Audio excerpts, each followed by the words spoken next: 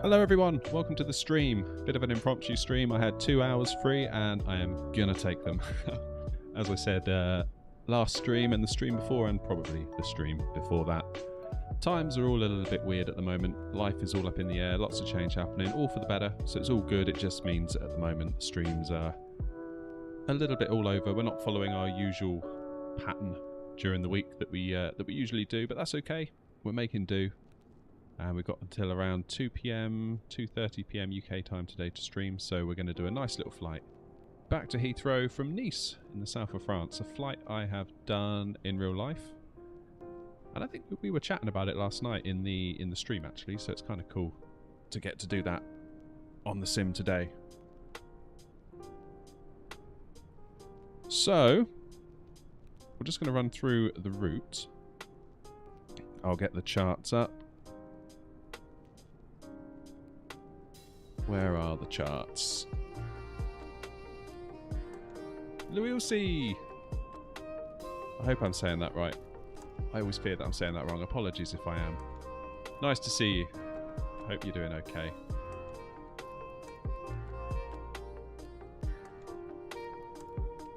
Alright, so here we are. This is us here at Nice at the gate, and we're going to be taking off from runway 22 left, which is this one here, nearest the sea. So, in terms of a taxi today, obviously we're not on VATSIM, though that is a job for another day. I think we'll push back, tail to the west, so we'll be facing east. We'll take Tango, then down to Golf, then Uniform, Hotel, hold at Hotel 1. Cross runway 22 right.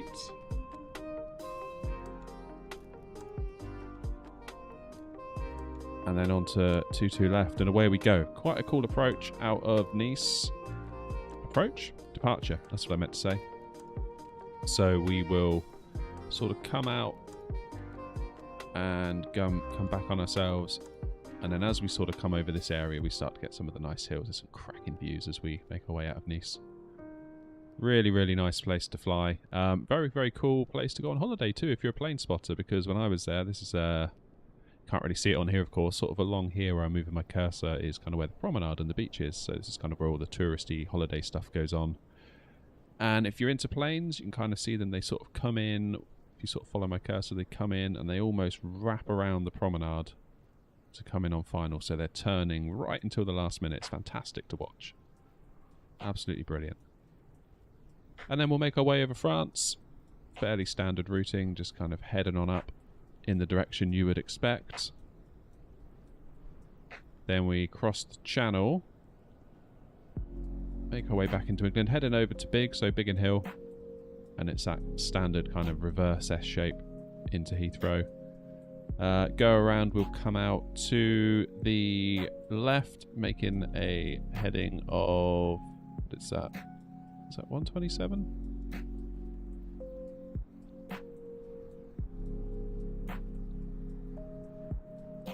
Feel like I can't quite read that properly. Yeah, in any case, we'll follow it round, and then I guess, again, VATSIM would probably vector you at this point, but we'll have to make our own decisions today. It probably makes sense to head over to this waypoint here, and then make our way into Heathrow that way. So that's the route. That is the route. So let's get in and start firing the plane up, because of course time is a little bit against us today. Not much, but we do have to get moving to some extent.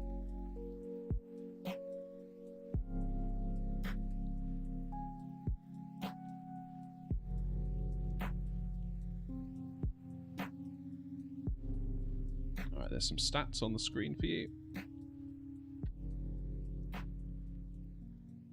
It's nice to be streaming this time of day again. I feel bad that the morning crew's been abandoned to some extent. Right, let's get the battery on. Let's see if I can do a speed run of this setup, shall we? APU on. Nav on. And we wait for that APU to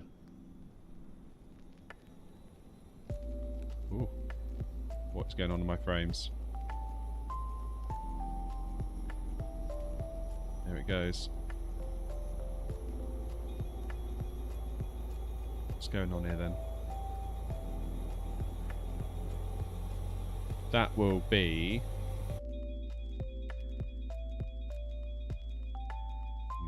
Didn't like that outside view at all, did it? How strange. So we're just waiting for this middle light to light up to say that the APU is in a position to provide power to us.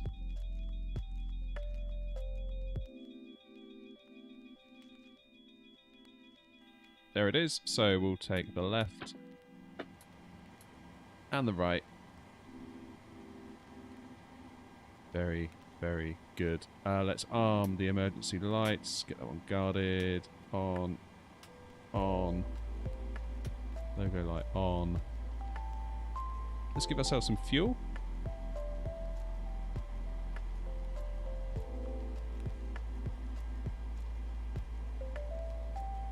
$7,423 required for today in kilograms. So FS actions, fuel 7,423. Pop that in there. That's good. Let's do our payload while we're at it. 137 passengers today. So if we put 125 in economy, leaving the 12 in first class. Cargo is 3107, so if we do 1553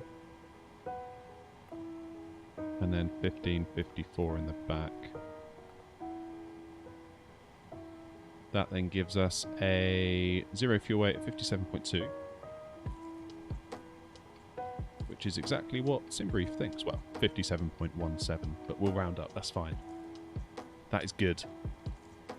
Alright.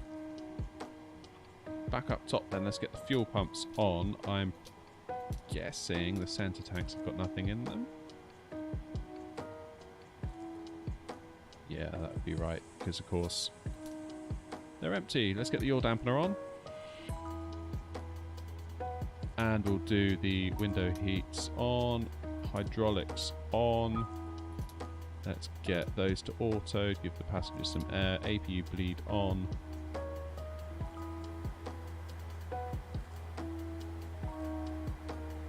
Salty, how you doing?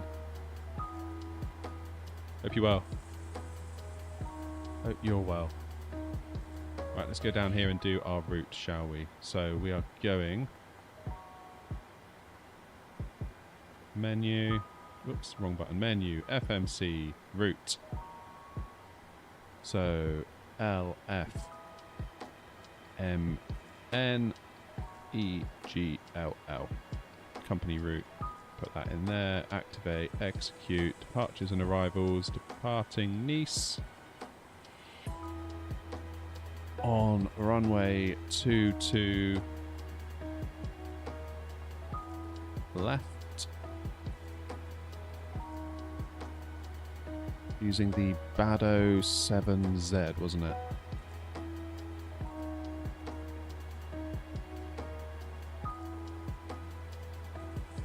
Nice.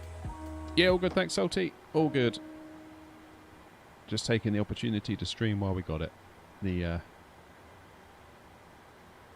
opportunity comes and goes at the moment. Summer's a bit weird for me, so 27 left, and we're going to use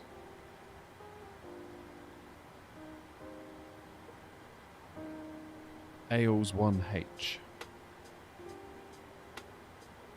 We're going via Big, or transitioning with Big and Hill. That's good. Let's go in at ref. Let's get our position. There it is. Previous page. Paste it in there. The plane now knows where it is. So that's good.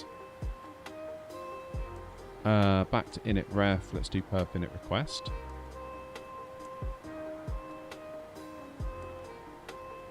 Been to Nice and London. Very nice. Yeah, Nice is great. Quite handy as well as a little base if you want to visit Monaco for the day. You can get the bus for like hardly any money. So you can have a holiday to Monaco without the price tag, which is exactly what we did. Execute. There we go. N1 limit I'm going to leave alone. We'll do flaps 5, which, given our weights, will give us a V1 of 135, VR 137, V2 147. That's good. Centre of gravity is 23.7, so a trim of 4.83. Now, where are we on the little 483? That's out there, isn't it? London's a good day out too, Salty. You're right. London's pretty good. Right, flight directors on, LNAV, armed, VNAV, armed. Runway heading is 223 here in Nice. We should have gone the other way on the wheel, but never mind. 223. Very good. And let's check our legs. So we've got to hold at 10,000 for quite a while, actually. Let's do 10,000 in the window. Oh, it already is 10,000. And what's our cruise today? Flight level 380. Obviously the legs, we'll double check that the legs think we're going to get there. Yes, we are. So let's put that in up top for the pressurization. 380.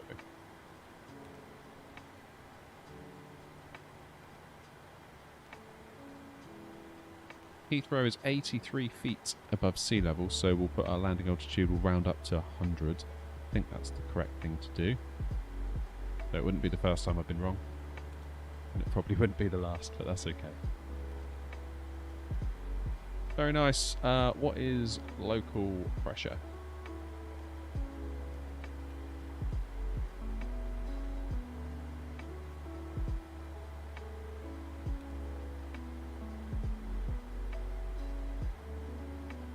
Where's my chart's gone? Airports, Nice, weather, 1014.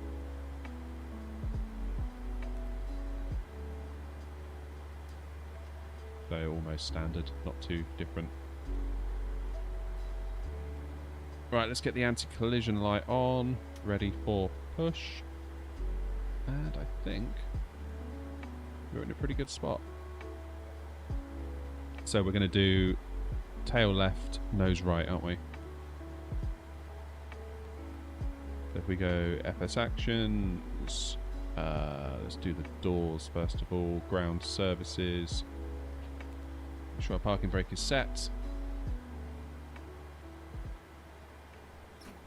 Yes, it is. Okay, ground services, remove the chocks, releasing the jetway. My goodness.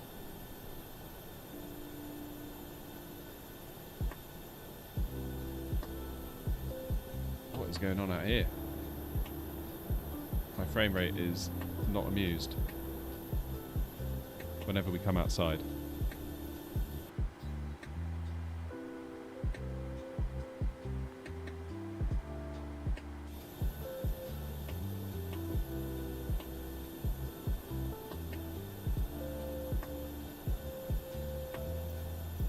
GSX, get rid of that jetway. Operate jetways.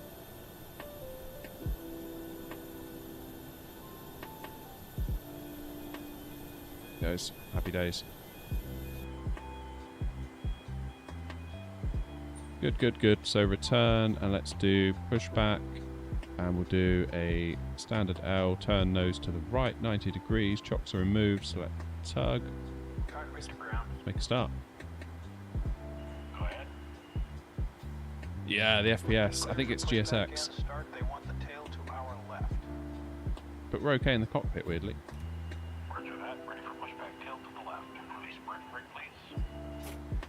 Parking brake released.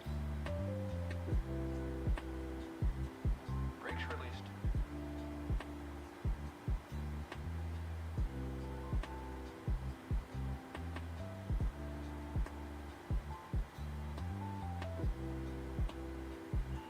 Here we go.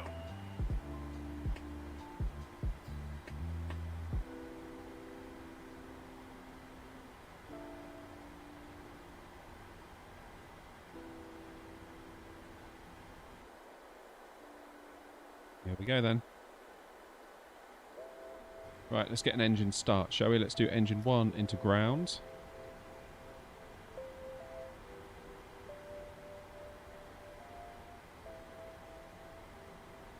And of course, we need to turn the packs off. There we go. Keep an eye on that N2 figure there. Wait for that to get up to about 20, 25. And we shall add some fuel.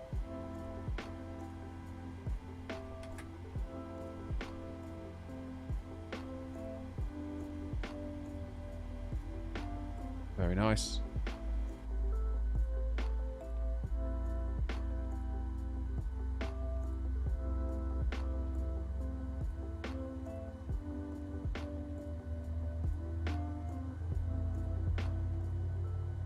Yeah, it's weird. The FPS is fine if we stay inside the plane, but as soon as we go outside the plane, it does not like it.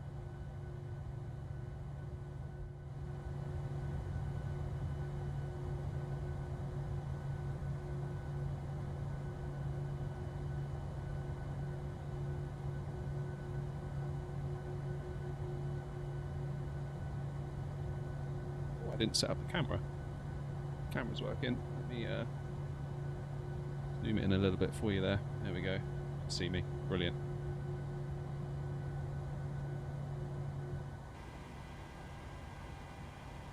And we will go engine 2 into ground. Keeping an eye on that N2 figure right there. 7, 8, 9, 10, 11, 12, 13. Wait for it to get to about 20.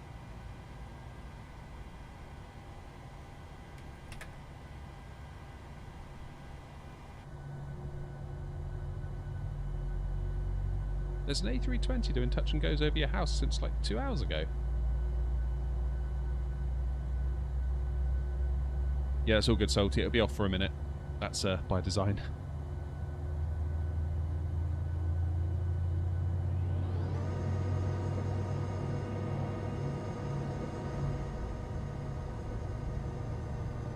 Set flaps to 5.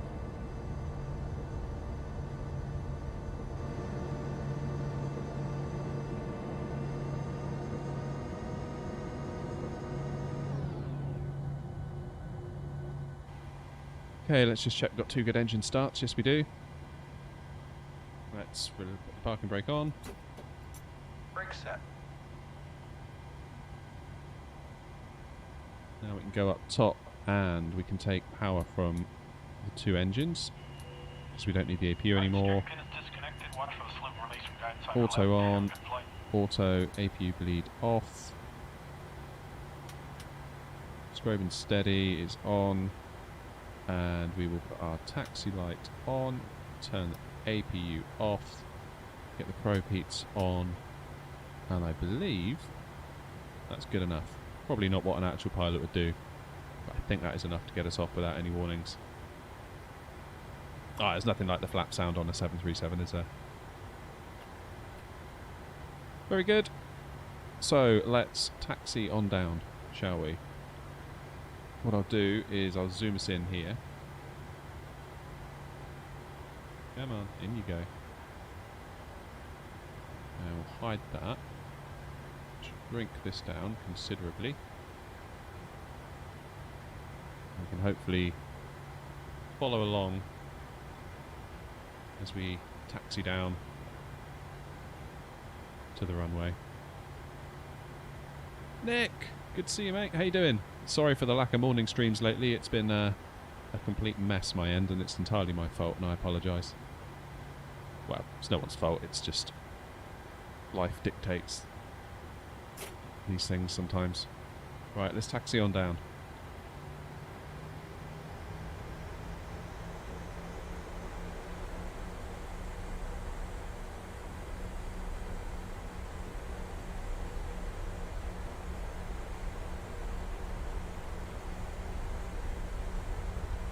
So we're going on 22 left, so that is the runway nearest sea.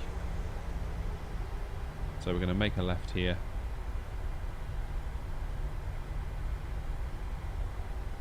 Yeah, kids and work and kids, and summer being different schedule. But from September, Nick, it's hopefully going to level itself out.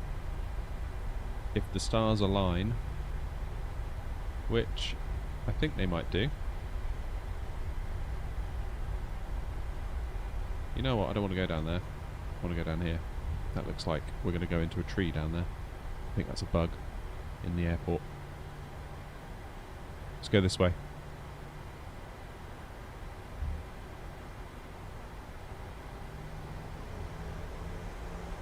Yeah, if the stars can align, Nick, it should mean from September on for Tuesday and Wednesday I should be free to stream on a regular basis from 9 AM my time to 3 PM. So that is a lot longer than we've had previously for the time of day that normally you and the others join in. And given that we're going to have some long-haul aircraft on our hands pretty soon, I'd say that is good news.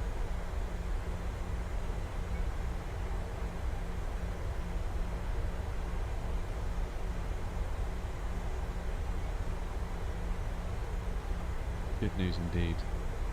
I wish my taskbar would disappear.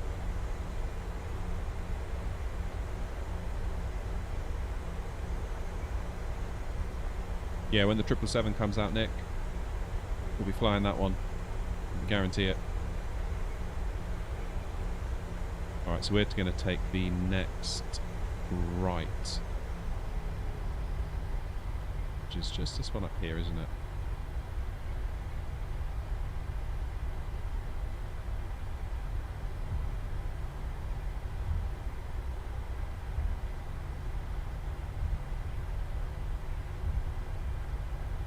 How are we doing for frames, I wonder?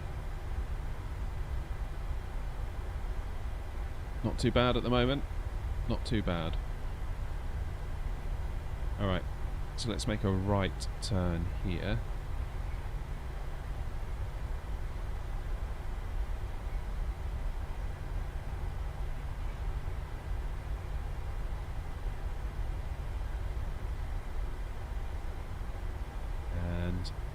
I know we're on single player and no multiplayer, but it's always good manners to look.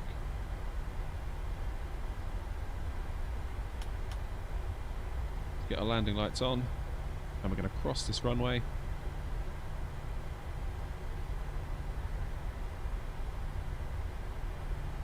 Yeah, it should be good, Nick. Maybe finally we can get those 747 routes in that I've been promising you for so long. I'm very aware that we still haven't done them, and I apologise. It's due rejected takeoff.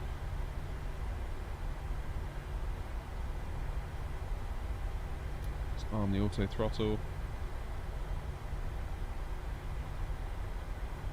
Laps are 5, gear is down. Get the engines into continuous.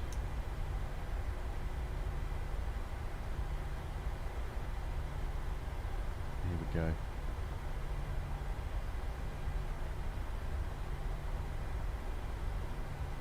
There's a runway right ahead. PC will get hot soon. There's plans for that too, Nick. I've got a little plan in my head. I'm not entirely sure whether it's a very silly plan or a plan that could be quite good. I guess we'll soon find out. I would say 90% of my ideas are complete rubbish, so...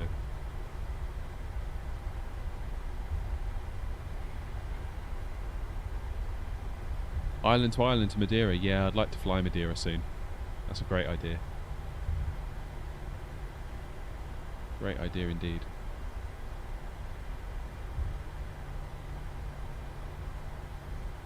Right, start the clock.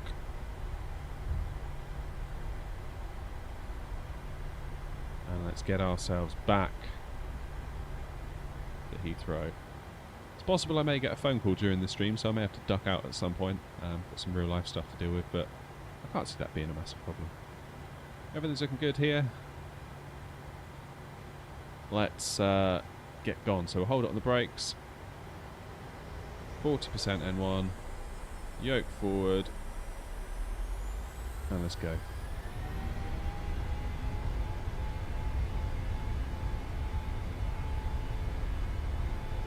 So we'll hold it forward until 80 knots.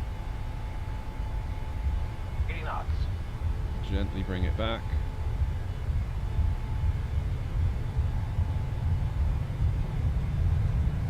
V1. Rotate.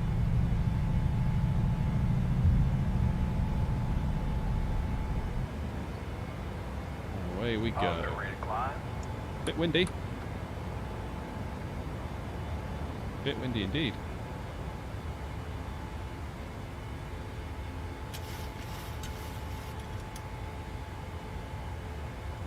So we'll hand fly this first bit. I don't know why the flight directors always want to go like super steep at this point in the flight. I mean, that's like 20 plus degrees, but then they come straight back down, so it's very confusing to me, that. Let's get the flaps, first stage of flaps up at least.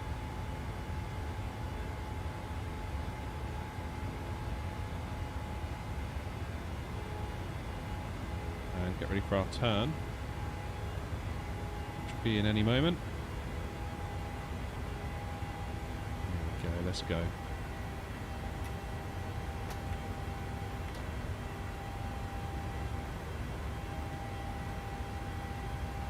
Oh, look at that. Gorgeous. Need to be a bit more aggressive on that turn, I think.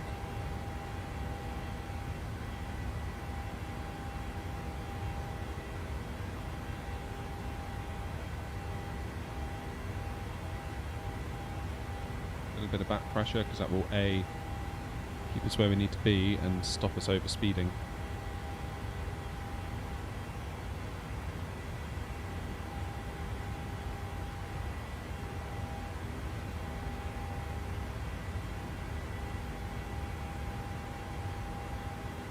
Slightly off course, but nothing too major.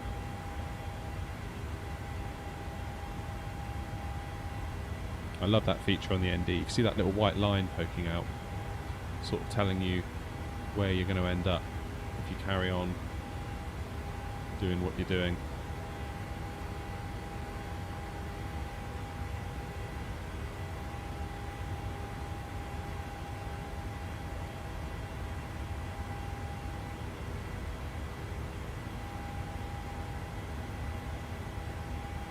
Brilliant. There's the airport back there. Doesn't take my eye off the prize for too long though. Here we go. Another turn coming up.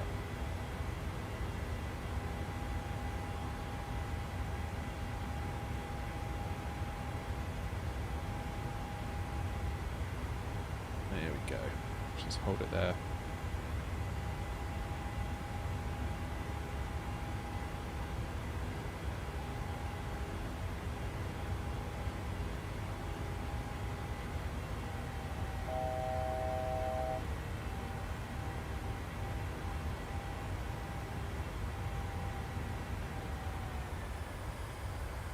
That's the engines rolling back just to make sure we don't exceed 10,000 feet, as we are limited at this stage in the flight.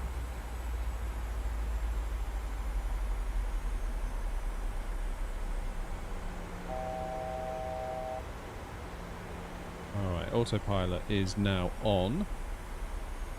So I'll lose the cam.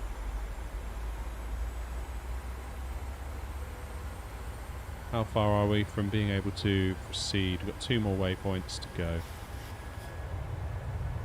Taking some of those views, shall we?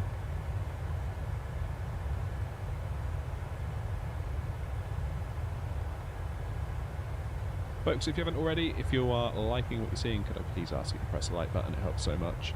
So much. There's our airport. And around we go.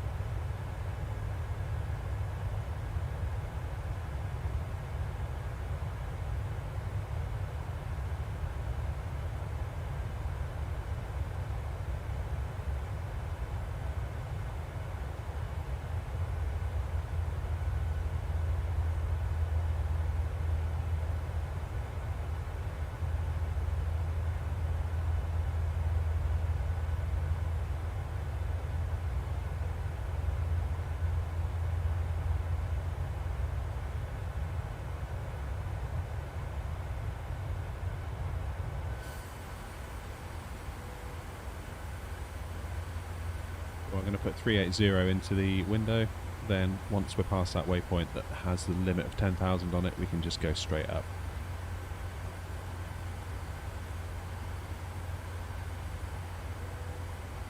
Let's get the engines out of continuous mode. We'll get our lights off.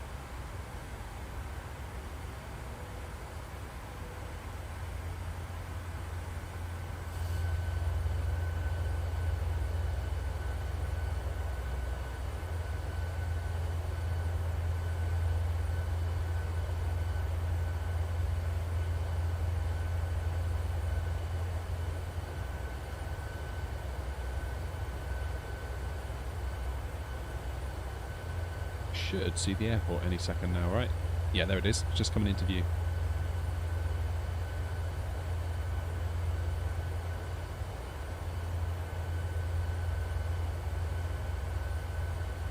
I'd forgotten that actually Nice is a third-party airport, isn't it?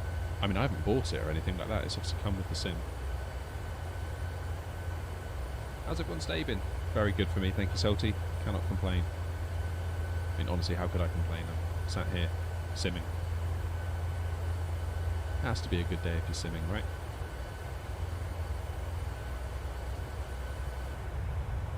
Look at that. Fantastic.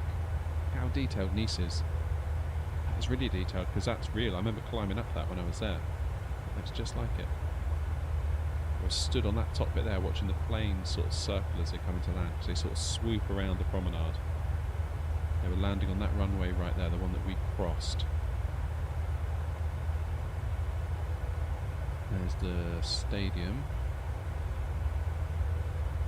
I don't think where the railway station was. Maybe that was it there.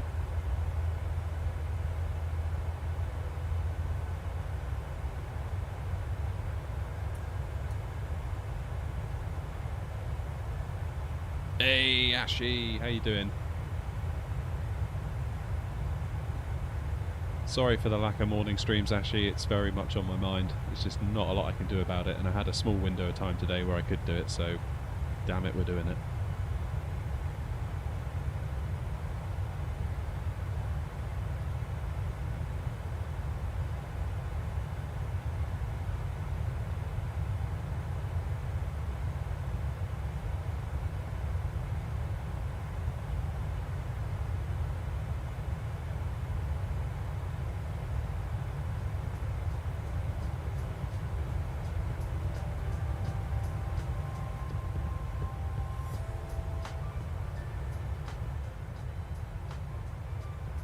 Doing great, good to hear it. Good to hear it. Yeah, combination of kids and work and kids, and it's all the normal schedules had to go for the summer holidays. But as I was saying to Nick earlier, September should be looking pretty good. There should be a couple of days, probably a Tuesday and a Wednesday, where I can stream 9 AM to 3 PM, which is way longer than I've had the past 12 months. So I'm thinking maybe we can do some longer routes and some bigger planes. Sort of spend the whole time doing that. Would be really cool.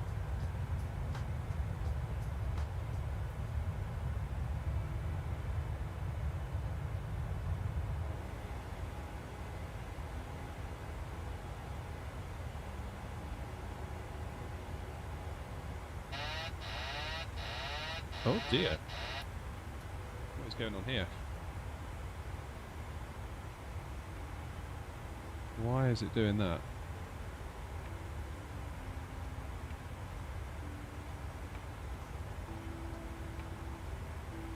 Oh, I know what I did.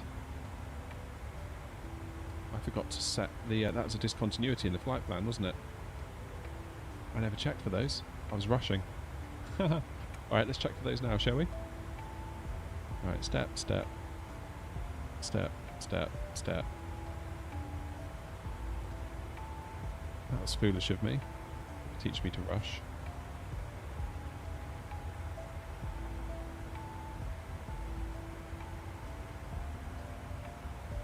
Never mind. Crisis averted.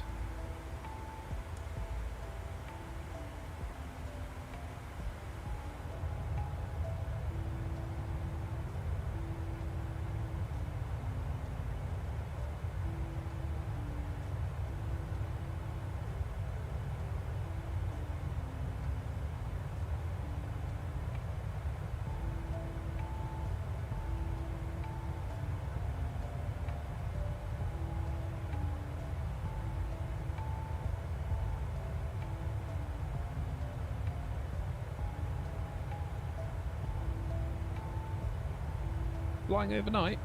What do you mean by that, Nick?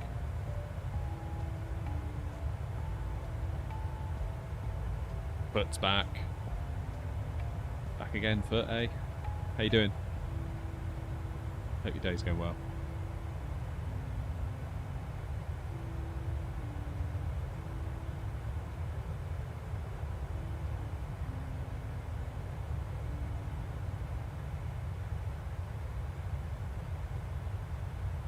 Right, let's do a check on the FPS.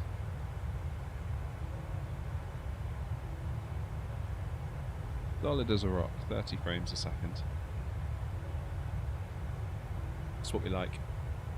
Honestly, going back to DX11 and DX12 has just been night and day difference. Absolute night and day.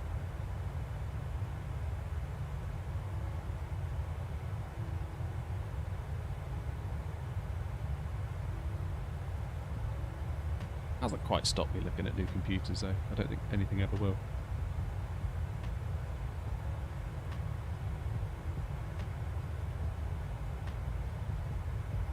Tomorrow I'm going to a real flight simulation for 2 hours. Amazing. Do you know what sort of sim you're going on? Are you going on one of those ones like on the hydraulic legs? Or is it a standard one?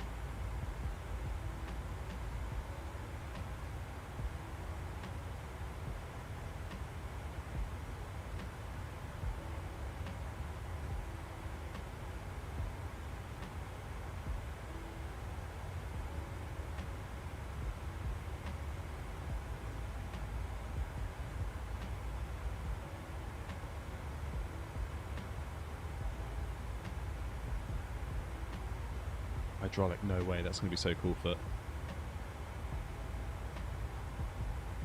Yeah, I must admit, I went on one, and I got there and it was like, they just built it in a cupboard, which was cool. But, yeah, I kind of really want to go on one of the proper ones. I can't find your gaming channel. I'll put a link in the chat for you, just a sec.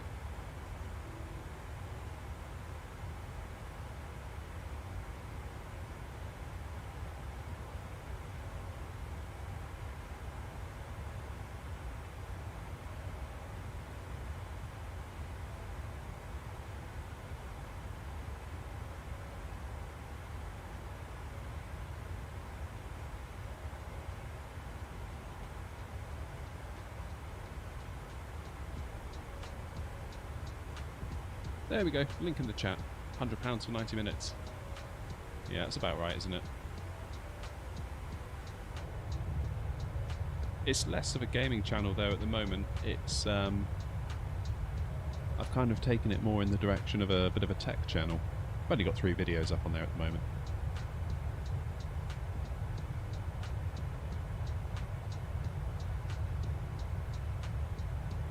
Reason being is that when I look back at the videos that have done the best on this channel, it's the ones that kind of intersect the flight sim and kind of a bit of like tech support. So like, what settings should you do, how to get the most out of your sim, out of your hardware, out of your PC, things you can do under the hood to improve things. So I kind of thought, well, maybe I could do that with like other games, because I do play other games, I don't just sim all the time.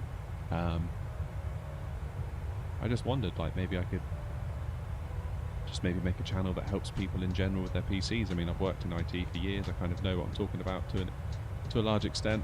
Obviously people are going to disagree with me sometimes, so I'm kind of taking the channel in that direction.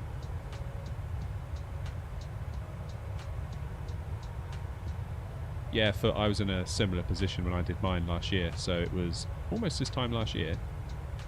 I don't think I'd even bought the PMDG. I hadn't even bought the PMDG. And I'd never touched a yoke, I'd never flown with a yoke, it had always been joystick. And it had always been Airbus, so very similar situation. I mean, just go in there and don't really expect to be brilliant, just go and have a nice time. Because, you know, I wasn't that great at it. I made a bit of a mess.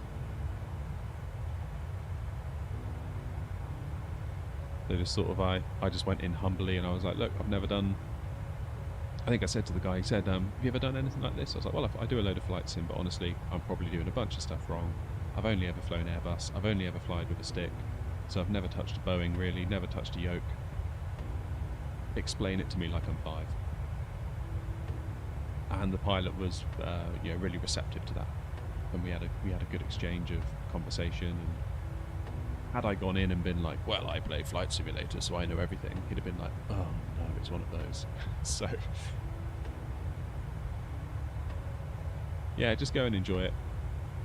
Be honest. Just say you don't know if you don't know. It's not like a driving test, is it? It's just a bit of fun.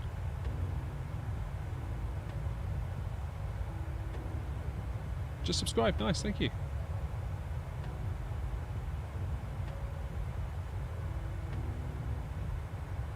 If you could do me a favour and watch the entirety of the XMP on versus off video and leave a like, that might help the video a lot. That one is significantly underperforming, so the more juice we can put on it to maybe trick YouTube into thinking it should get more viewers, that's what we need to do. I'm the best YouTuber for you. Wow. Thank you.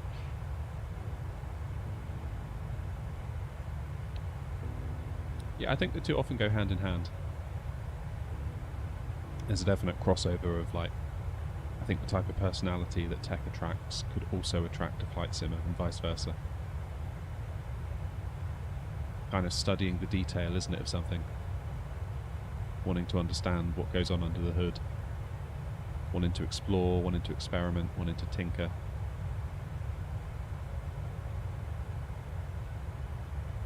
Right, how are we doing up front here? Oh, damn it, I didn't do standard pressure. Too busy looking at the mountains.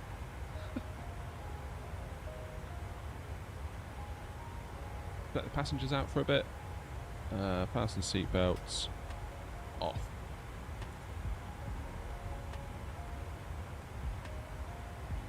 Otherwise, we're looking pretty good, I'd say.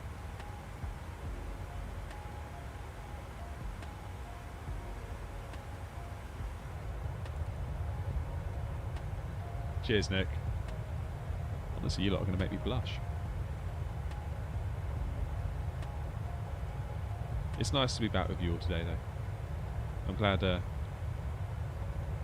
chat's alive with you all. I did wonder it was a bit of a later start my end, so I did think, well, maybe, the morning lot that I normally see, they might be time zones asleep or busy or something. But yeah, I'm pleased you're here.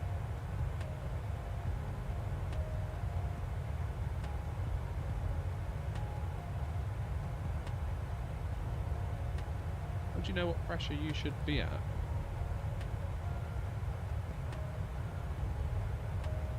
So how do you know when you should change to standard pressure? Is that what you're asking? Or am I misunderstanding?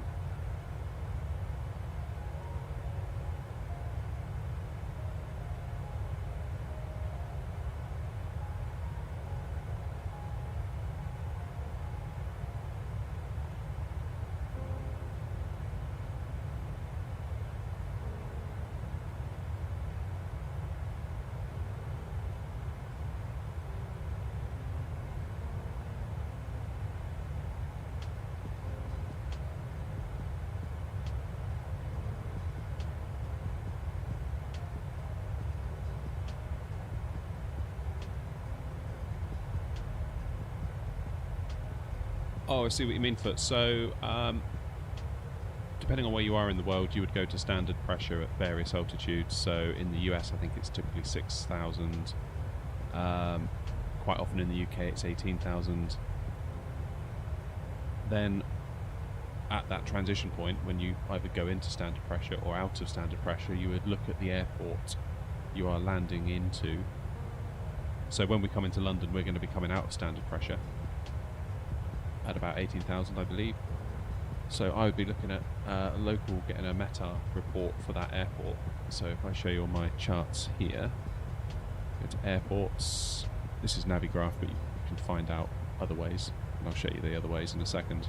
So EGLL, Heathrow, weather, Q1007. So let's just pretend we're going to do that. So it's got 1014 at the moment, so I would then change that to 1007. but obviously we're mid-flight, so we need it in standard. If you want to find out in the sim, if you don't have access to Navigraph or otherwise, where's my VFR map? Over here. Just open up the standard map. So EGLL for Heathrow, load that up, scroll down to the bottom, and then you get the same information here. Where is it? Q1007. And you can switch between HPA and inches.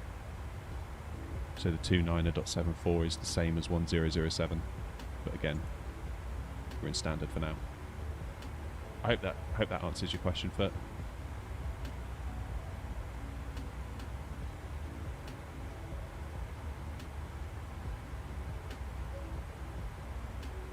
Just put a link in the chat. It is technically a perk of my memberships, but there's a lot of you in here today that have been around for a while, so as a bit of a thank you, there's a Discord invite. That link is good for 30 minutes. Probably more like 26 minutes by now, because I made it a few minutes ago. If you want to hop in, you'd be more than welcome.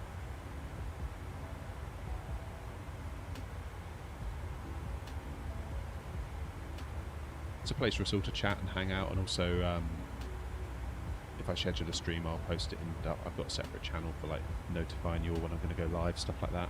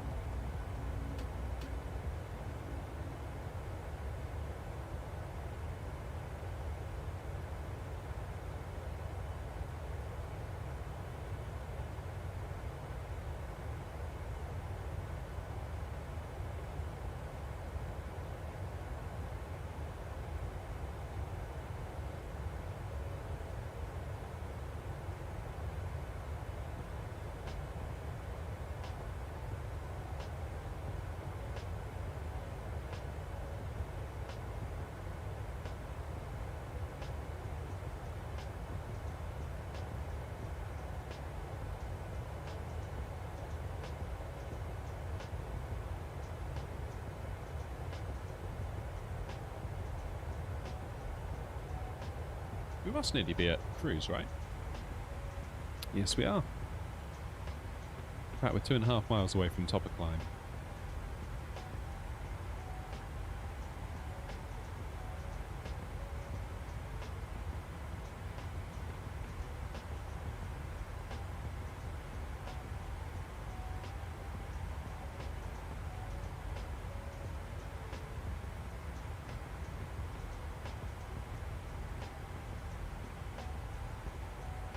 Oh, that's what I didn't do. I didn't turn rejected takeoff off the auto brakes, but that's not really a big deal.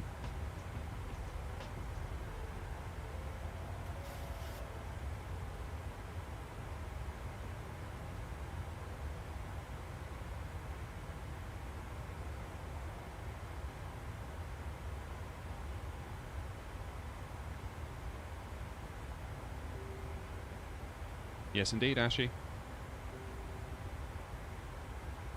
Feel free to hop on in.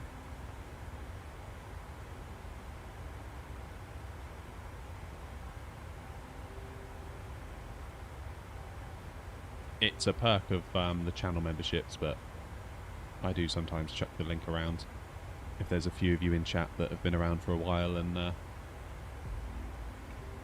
would like to join.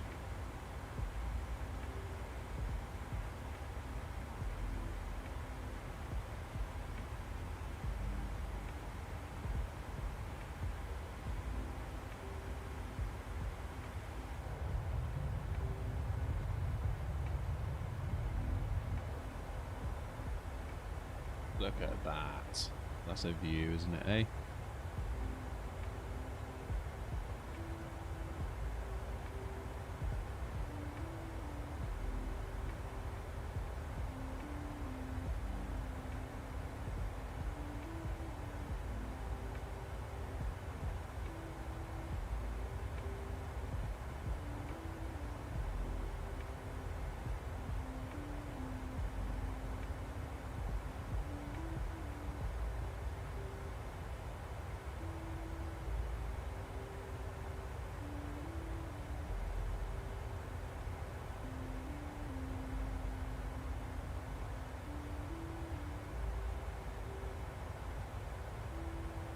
That's the spirit foot. Well done. Get in there.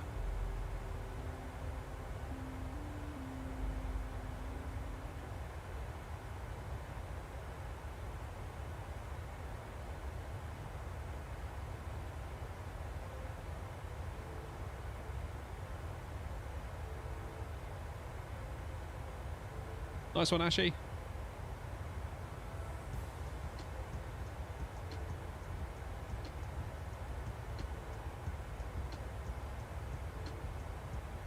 Oh, he started now.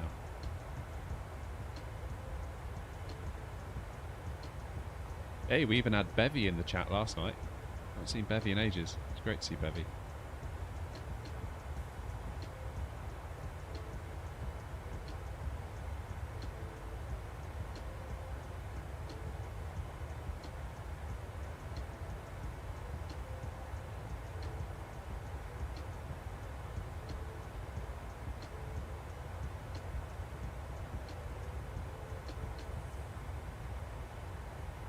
Right, folks, we are at cruise.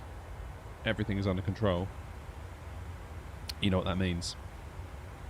It's time for me to go make a cup of coffee.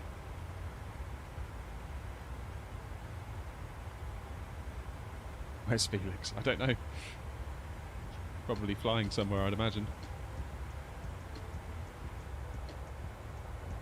Right. That is a very nice view. I will leave you all to enjoy it. I'm going to go make a cup of coffee. It'll be 2 minutes. Foot, you're in charge, so if anything goes wrong, it's on you.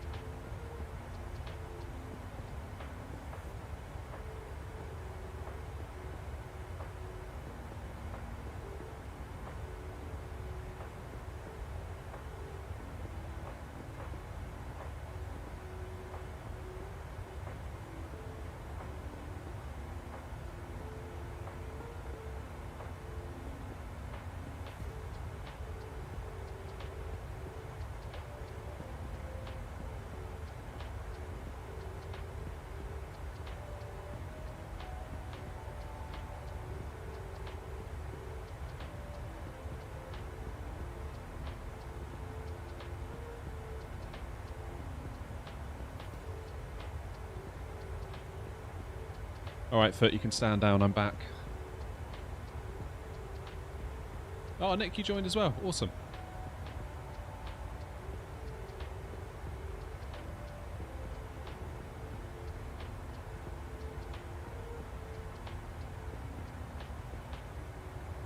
All the people are in the Discord. Right, let's have a little look where we are. Now I've got Navigraph. Now I'm paying for Navigraph. I can show off things like this. So where are we? Oh, there we are, all the way up here. So we're making quite good progress.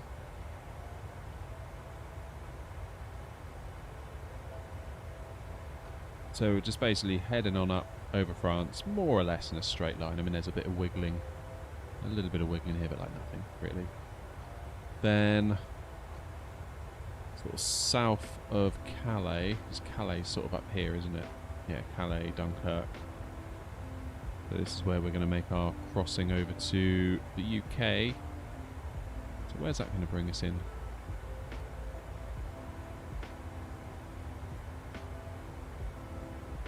Can I rate your landing? Sure.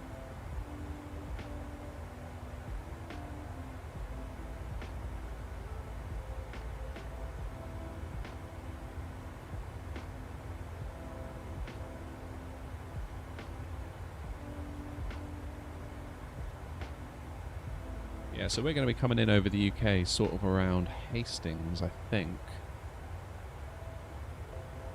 Like in terms of where the towns are. Sort of got Eastbourne, I think, sort of here. Hastings here. Maybe. Eastbourne there, Hastings there, maybe. Anyway. Heading on up to London. The Big Smoke. Biggin Hill is here. And then we turn, follow this track all the way around, pick up the ILS onto 27 left into Heathrow. As for where we'll park, I think we'll go Terminal 5 today because we're basically going to come off probably November 6 or November 7. We'll take taxiway Alpha and just follow it round all the way to T5A. Try and park in one of these gates. We'll see what's there when we arrive.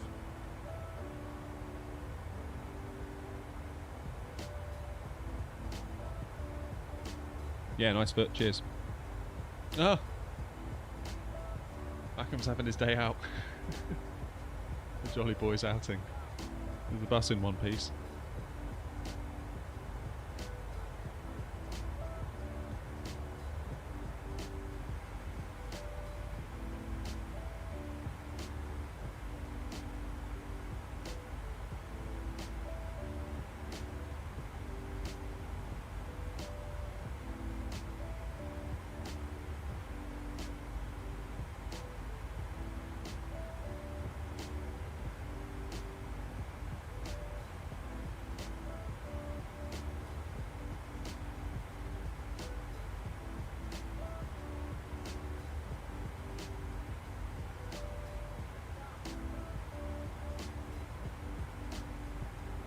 Bevy's back, 2 days in a row.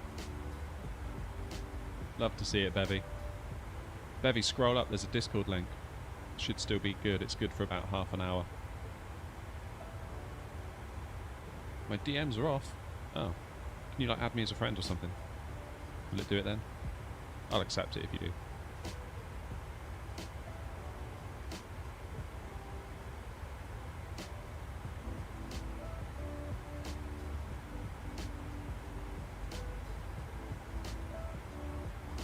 Oh, I'm glad I streamed today. I'm glad you're all here. You cheered me up.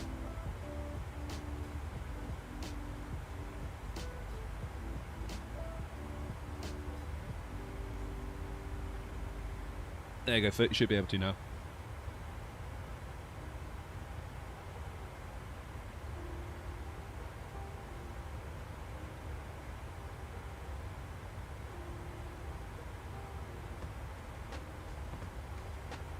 What aircraft are you in there, Foot? Is that the Captain's Hymn 767?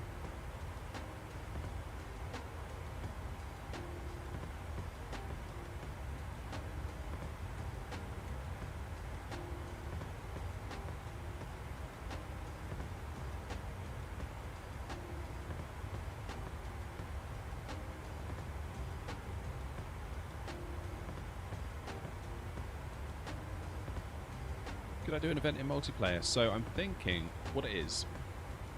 I'm going to hopefully have a week to myself in August. And my plan is just during that week is to finally get into VATSIM. So then we can start flying on VATSIM, and if people want to fly along as well, they can as well.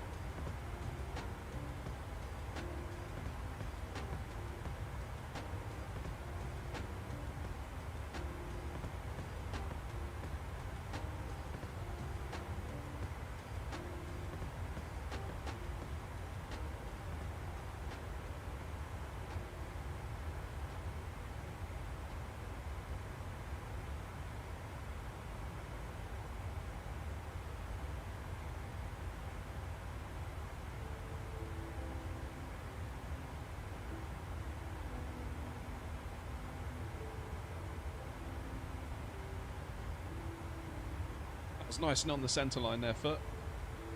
If I had to be really picky, I'd say it's a little bit late.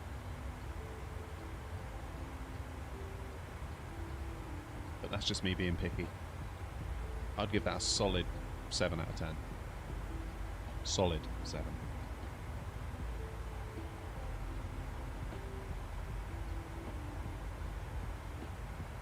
I feel like whenever I stream and do landings, people obsess over how late or early it is.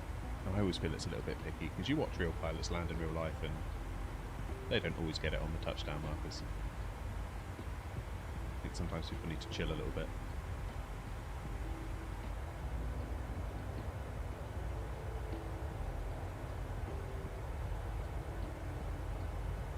How'd you find the plane, foot? I've never actually flown that one.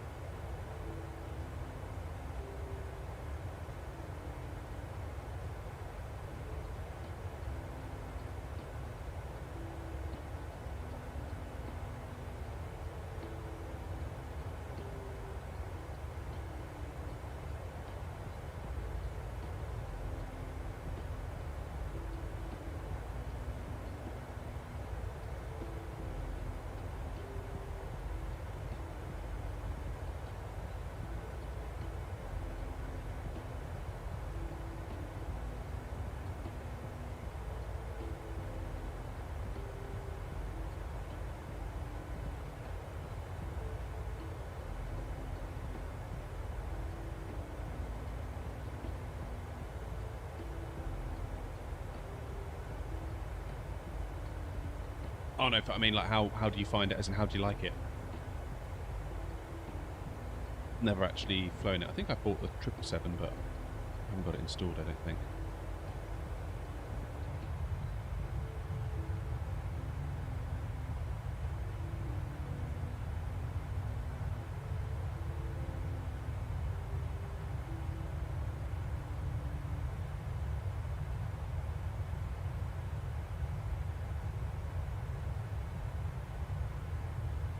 Let's see if we can get some outside views. See if there's anything that we can lock onto the old smart cam.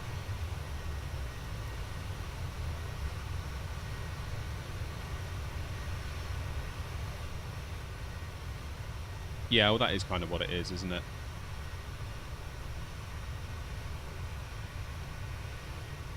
Yeah, it's kind of like a skin, I think, isn't it? More than a...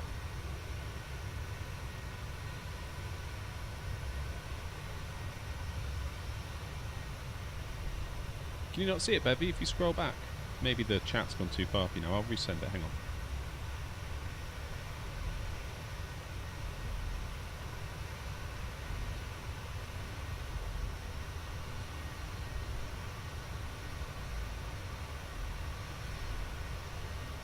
There you go, Bevy.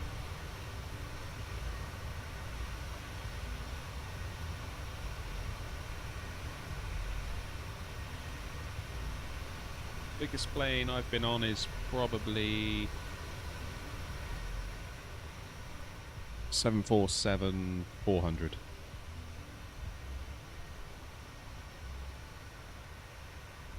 That was Gatwick to Vegas, 10 hours 45.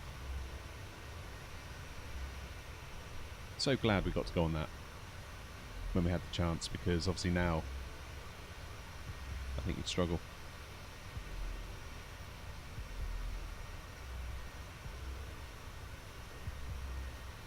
Definitely struggle now to get on one of those.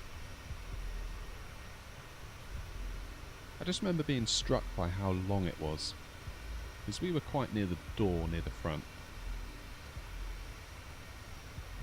So we basically boarded the plane, and right in front of us was the staircase to go upstairs. And we turned right, obviously. No turning left for me.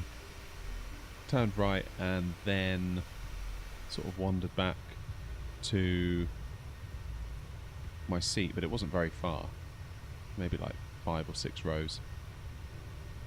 And I remember partway through the flight I just looked back and I had a straight line of sight all the way to the back galley, and I was like, wow, this thing is long.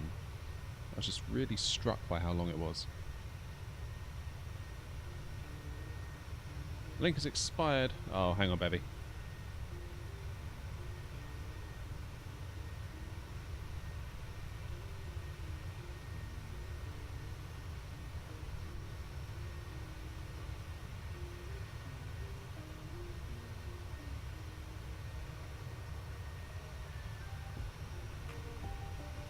Try that one, Bevy. That one's good for another 30 minutes. That goes for any of you.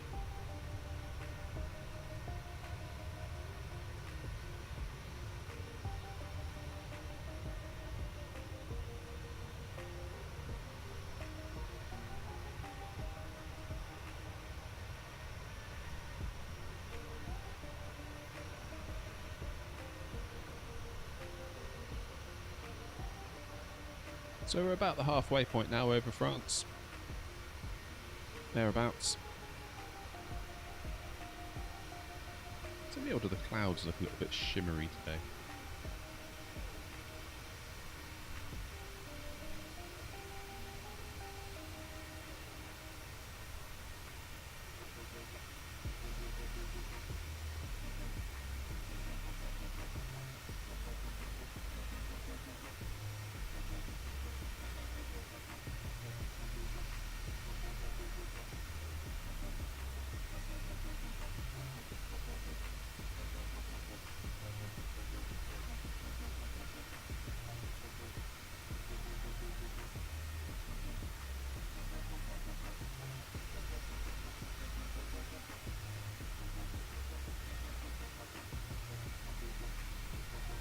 Oh, I love that view. Right, can we go back in the plane? There we go.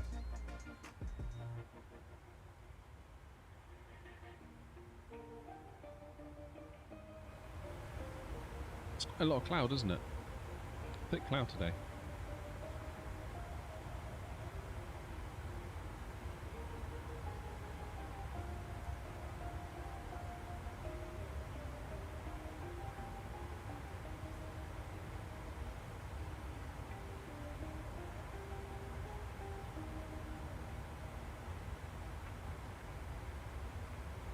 Like 5 years ago I thought the A330 was the A350.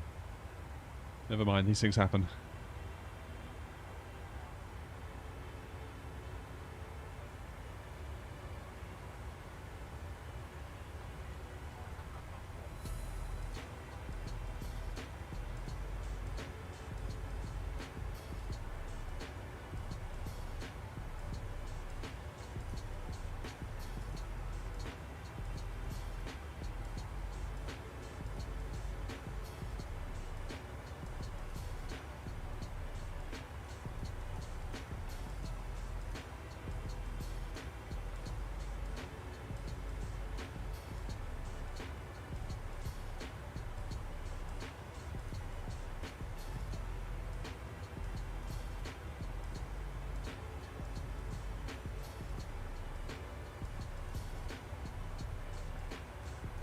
Yeah, I've definitely got a soft spot for the A330. I've said it a few times, but that was the first aircraft that took us across the pond.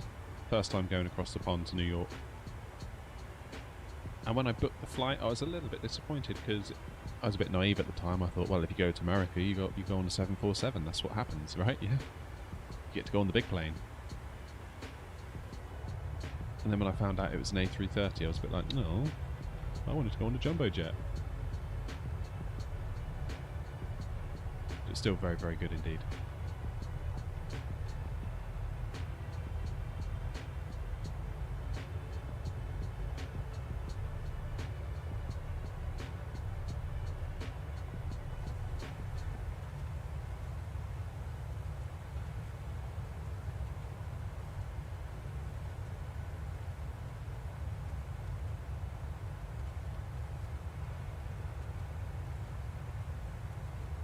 I tell you what, Dubai on Batsim is going to be inundated when the A380 comes out.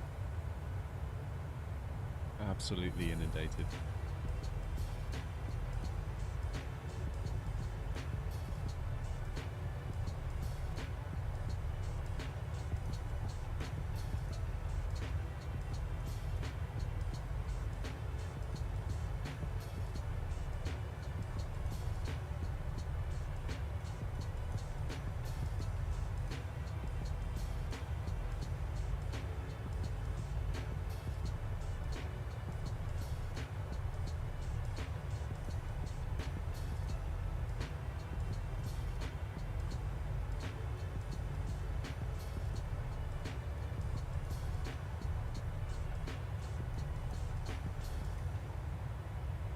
Oh, I've never flown in a Neo. It was a, what was it, A330, I want to say 300? Can't remember. Basically the one that Aerosoft's making.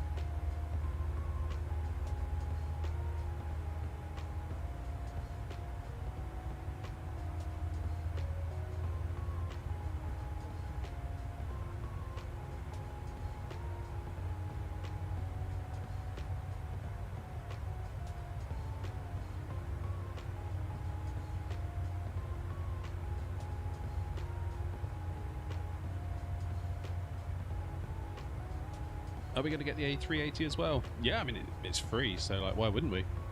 Why wouldn't we? Especially, like I said, with the Tuesday and the Wednesday, potentially got 6 hours to stream.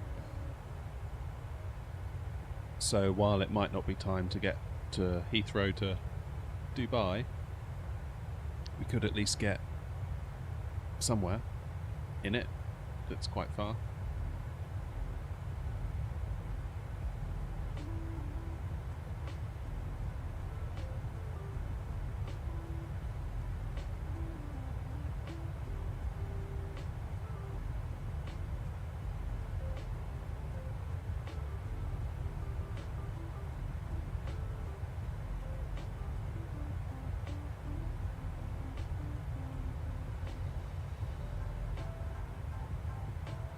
Not far to Paris now. Not far from home. Paris coming up on the left. Not that we'll see it. A lot of high-level cloud today.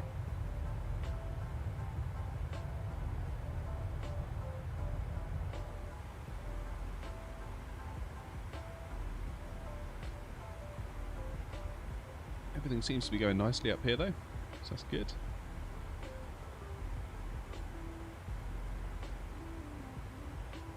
If you've got any ideas for routes, like I say, chuck them in the Discord. There's a route suggestion channel.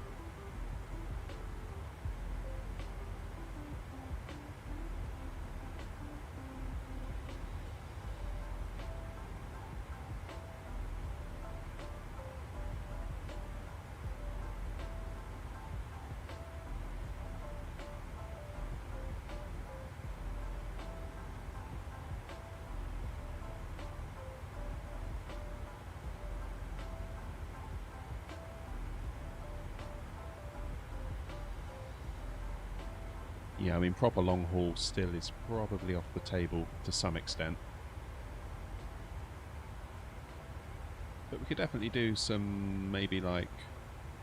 How long would it take to get from like India to Dubai? Those kind of routes.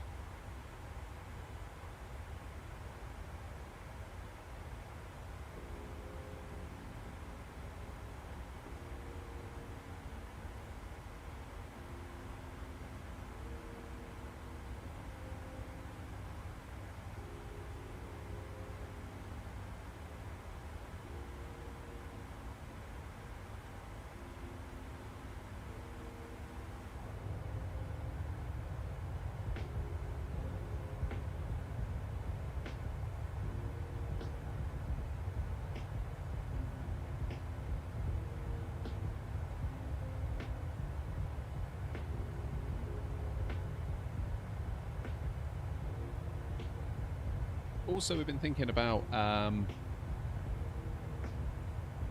channels coming up on 5k subs, which still staggers me. I can't quite work it out. That doesn't seem right. But anyway, we are going to be passing 5,000 subs hopefully quite soon. So I was thinking we could maybe do like a long haul special for when we do. Maybe like a JFK, Heathrow kind of route where I'll do the whole flight, sort of no ducking out during the middle, just letting it run. I'll stay for the whole thing.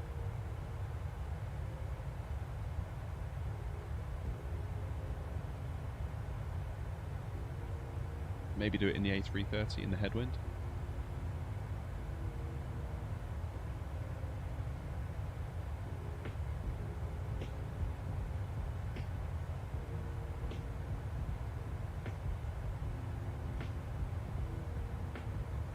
Don't know.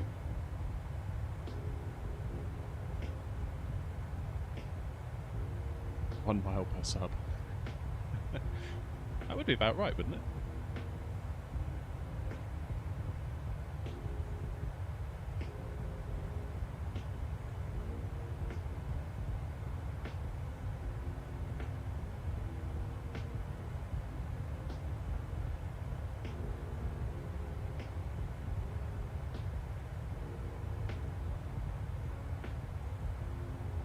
Something about the Heathrow to JFK route to me that's a bit...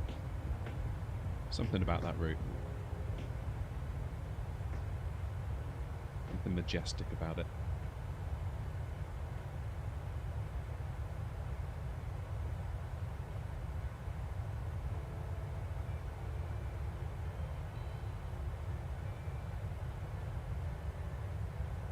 Now, are we going to get to see Paris, or is that cloud going to get in the way? I think the cloud is going to stop us, isn't it?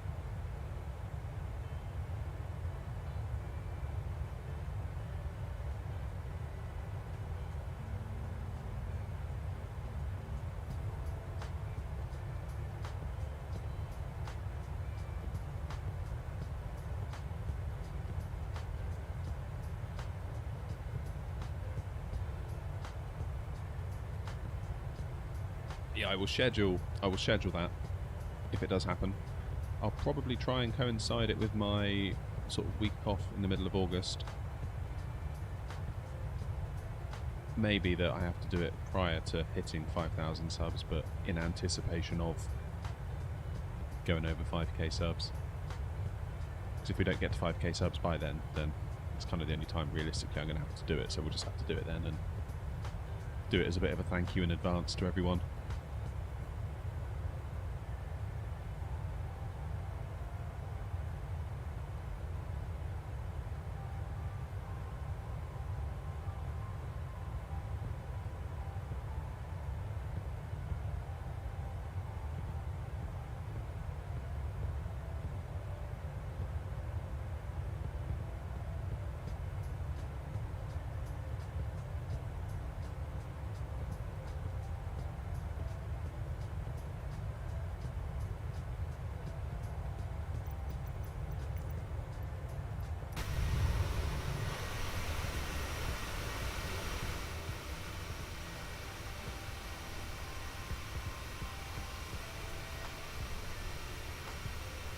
We're about half an hour out, I think. And I know the time left says 28 minutes, but you've got to keep in mind it kind of just calculates that in quite a crude way. So it's like, what speed are we going now? How far is left? Kind of divided by equals the time. Of course, that doesn't factor in us slowing down for descent and approach and all of that stuff. So it'll be a little bit.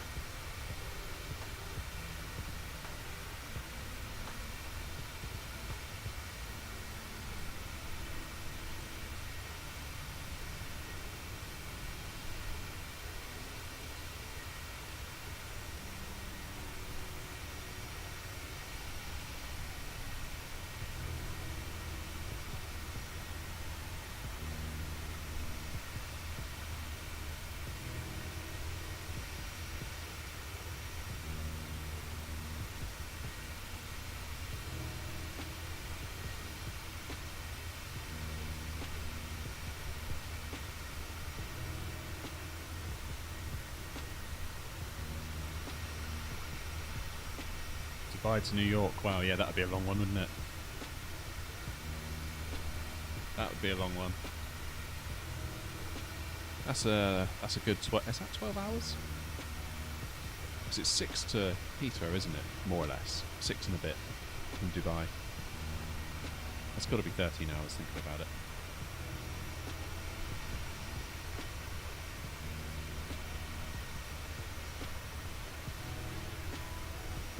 Oh, is it 15? Okay, that doesn't surprise me actually now you say it.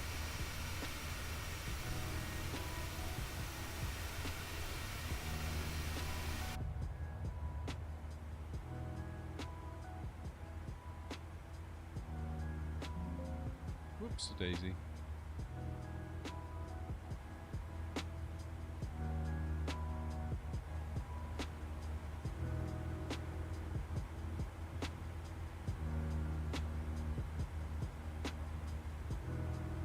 Maybe if Kuro make us a 787-9, we can do Heathrow to Perth. Was that 17 and a half hours, is it, that one?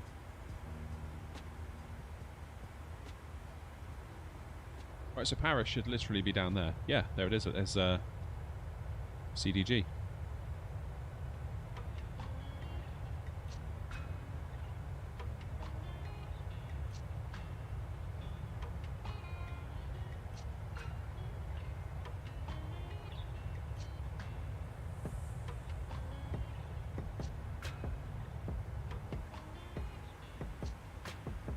Everything is behaving nicely. So when's top of descent? Let's zoom us out a touch.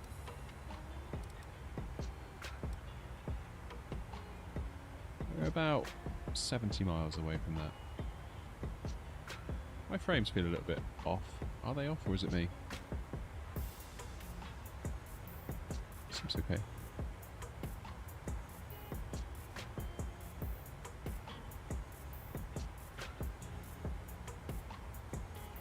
So what's the plan on the way down?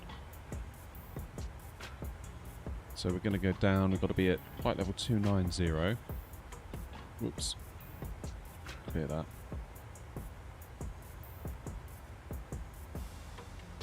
(290) at Dimmel, which is up here.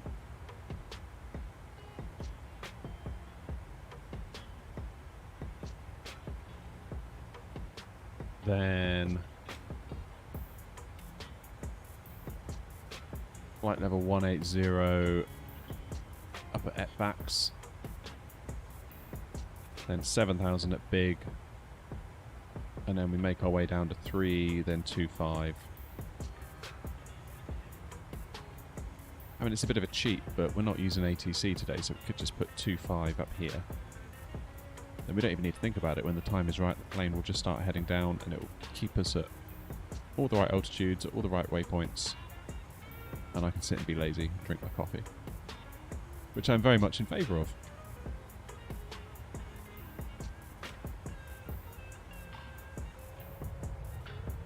Yeah, the PC will cook me on that one, Nick. Be like boiling a frog.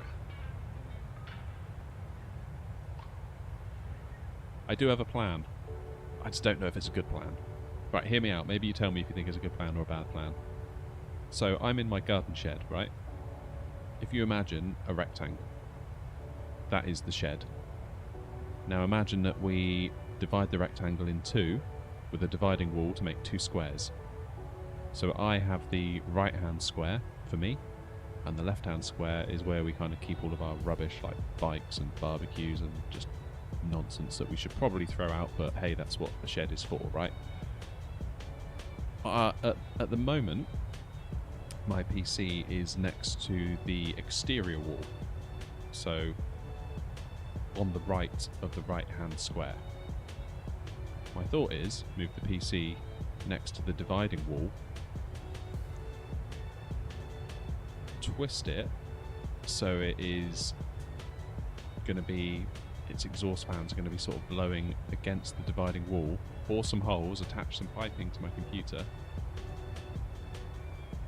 so that all the heat from the exhaust fans just blow into the shed next door where all the rubbish is, so that bit can get hot and I stay cool. I don't know if that would work though. It seems like a good idea in theory. I would still have my well, not air conditioner, but like my air circulation system. So I've got one extractor fan pulling warm air out of the shed, and I've got one drawing fresh air from the outside in. So it just keeps the air moving, stops it getting too stuffy. But obviously that can't offset the 300 or 400 watts of heat that the PC is constantly spewing out. So I wonder if I can direct the heat from the PC directly out of the room. I appreciate that there's going to be some residual heat that the PC gives off that I won't be able to get out of the room, but I can get the majority of it out of the room. And that makes it much more manageable for the fans I have, the extraction system. Or even if I were to get a small AC unit,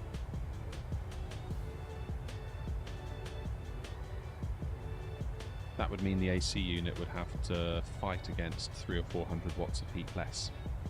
So it could run more energy efficiently because it could hit its temperature that I set it at with ease, as opposed to constantly fighting against that 400 watts that the PC is putting into the room, requiring it to constantly cool. But in the winter you can use the PC as a heater. Yes, that's right, and I do. And I do that. So in the winter I would disconnect the piping, block up the holes, probably with some like grommets or something.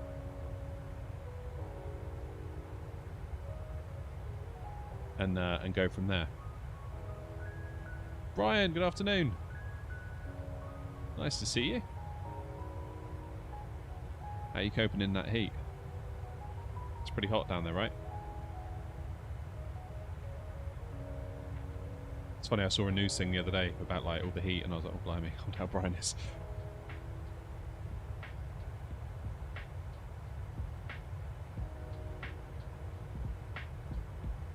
Oh, Brian, I meant to send you a... I don't have a way of like messaging you directly, but I saw something I thought you might like. I was going to message it to you, or when I next see you in the chat, I was going to tell you about it.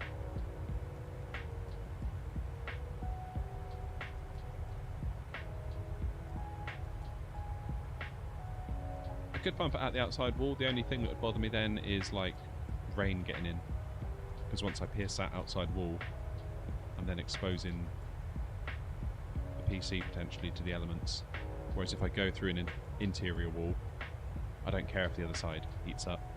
Plus the other side isn't insulated at all, so it will just lose that heat anyway.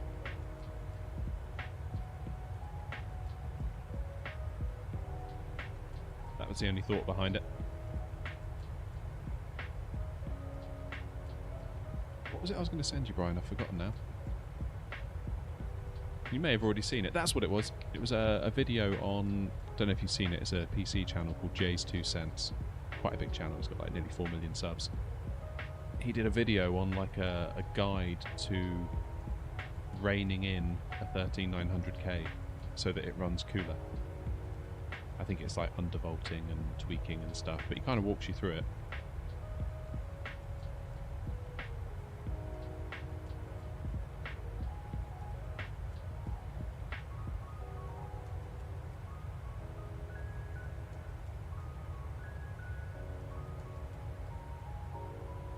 I forget the finer details of the video now, but I think it had quite a substantial impact.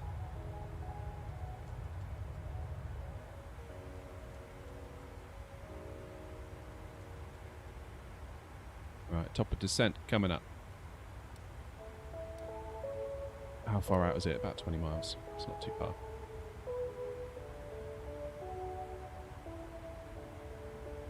No hotter than usual. It's been hyped in the media. Oh, no way.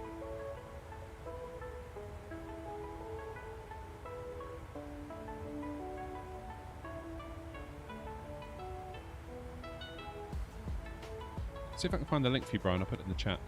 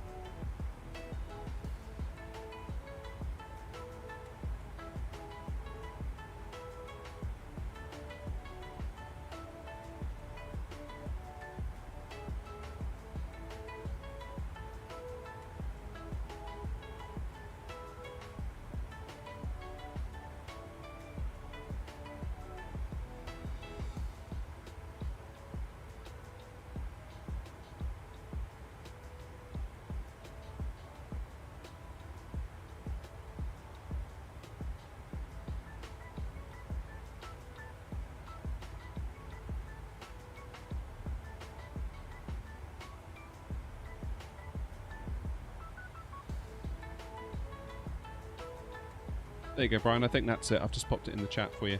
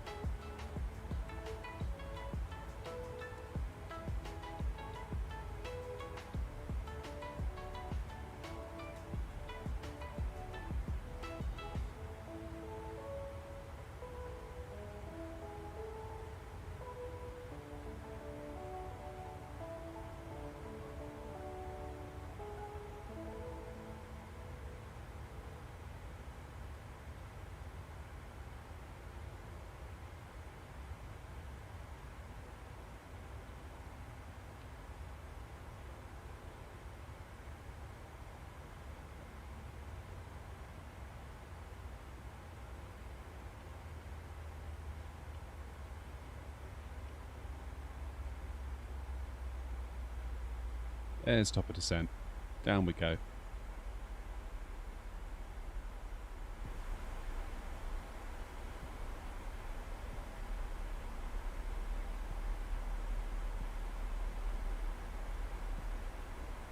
Right, I'm really hoping we get a decent landing today.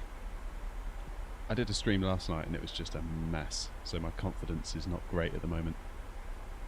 First things first, coming into Dublin on, was it 28 right? Turns out 28 right doesn't exist in the sim, so I ended up landing in a field. You could see the runway, almost like where it had taken like the mapping image and just put it across the terrain.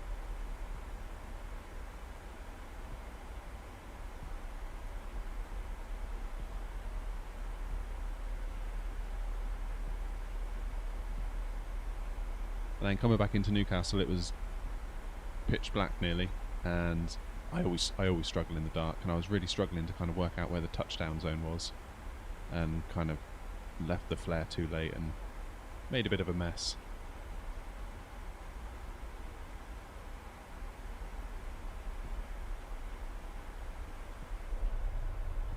Down we go.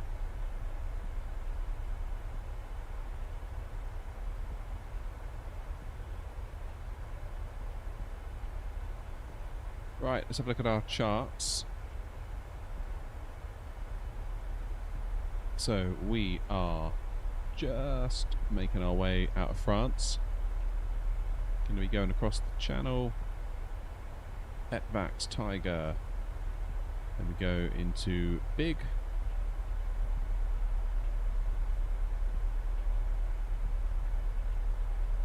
And we make our way along kind of this inverted S shape.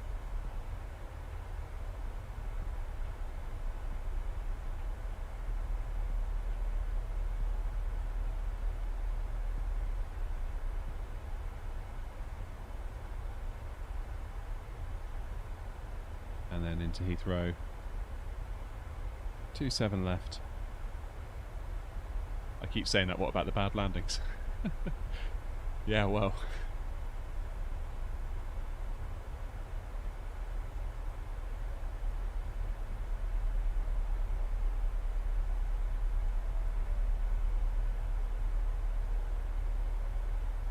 The 737 definitely keeps me on my toes, let's put it that way.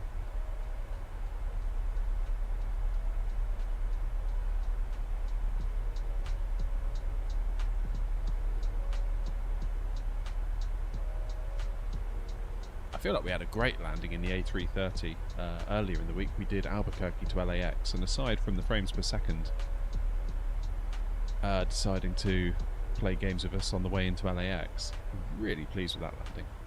That was fantastic.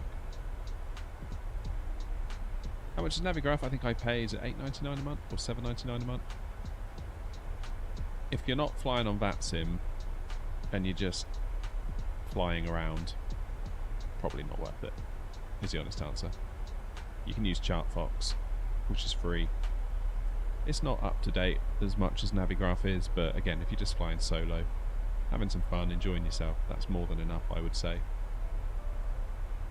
Again, sim brief without a Navigraph sub is running on an older navigation database, but again, it's no big deal. Don't stress yourself out about it too much. The reason why I got Navigraph is because during the summer, so in the coming weeks, I want to get myself sorted on VATSIM, get myself familiarised, get myself comfortable, and start including that in the streams. I feel like I kind of owe it to you all at this point to start doing that a bit more, and to myself.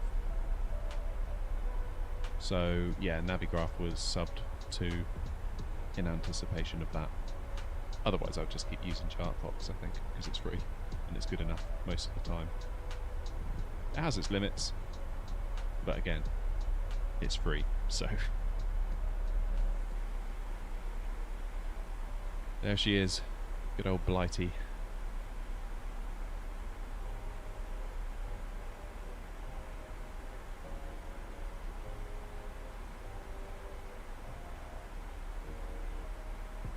Shall we do a weather check on Heathrow? Because it's not going to be long. Airports, weather, Heathrow. Oh, I'm already on it. Would you look at that? So 28 minutes ago, the wind is 240 at 10. We're coming in at 270, so the wind is going to be sort of coming at us from the left of the aircraft. 10 knots, not too much to worry about. And again, it's not like it's coming at us at a 90-degree angle relative to our direction. Broken clouds at 2,500 feet, overcast at 4,400, visibility is fine. Altimeter 1006.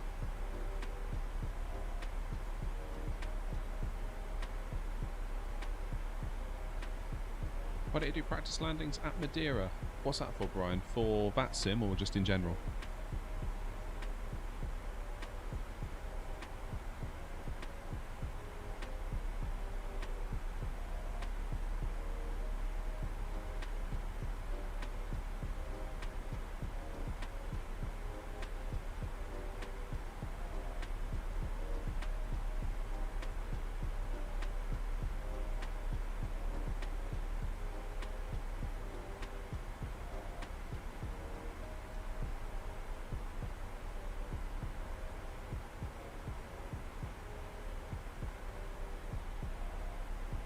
Some proper landings into Madeira, but they're good fun.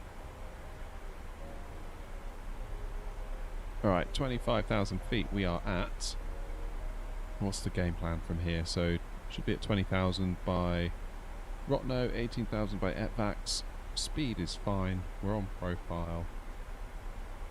And we're going to make our way to big at 7,000, but we need to be at 180 knots at big. Staying at 180 until we intercept the glide slope. 3,000 and 2,500. That should be fine.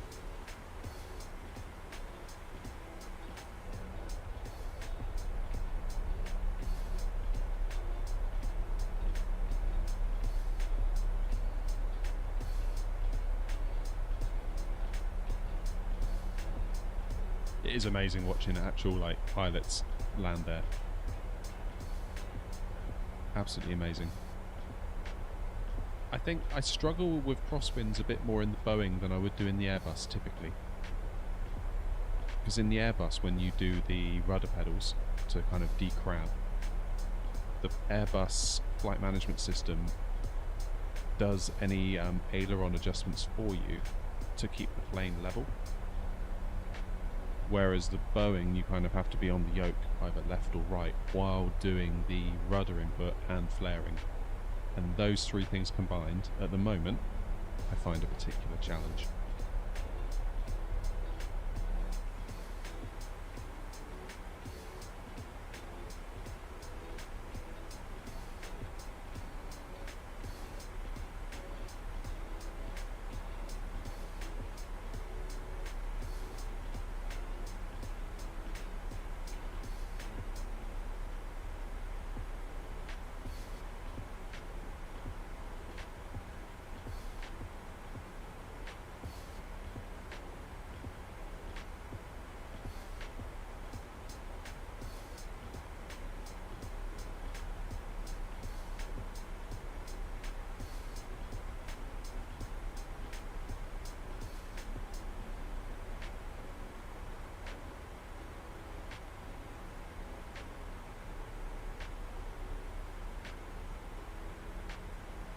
The Airbus is very user-friendly. I forget if you were in the chat when I told it. I saw a meme the other day of an Airbus pilot coming out of a Boeing 737 sim, making the comment like, "Oh, I don't like manual labour."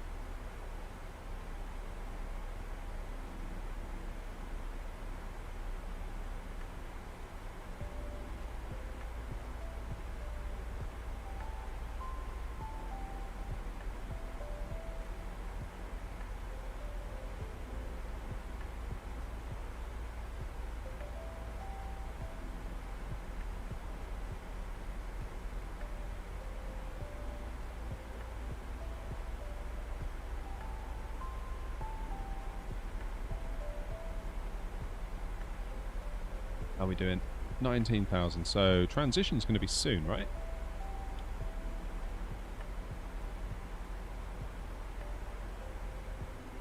Let's go to our perf page. Yeah, transition altitude 18,000. Steep descent after etvacs. Okay, fine.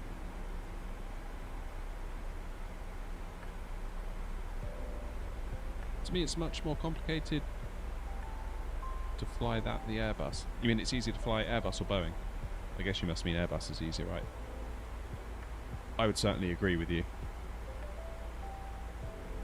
Like the simplicity of all the controls up here on the Airbus, I think it's quite a marvel actually how much control they give you with so little, so few buttons. Whereas I mean, look at this, it's like button, button, button, button, button, button, button, button. Like everywhere there's buttons.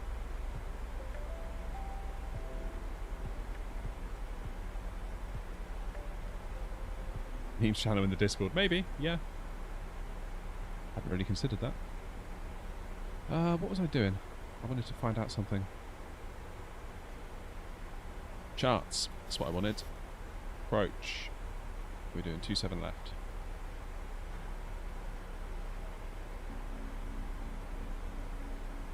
.5, 269, then we turn to 147 on a missed approach.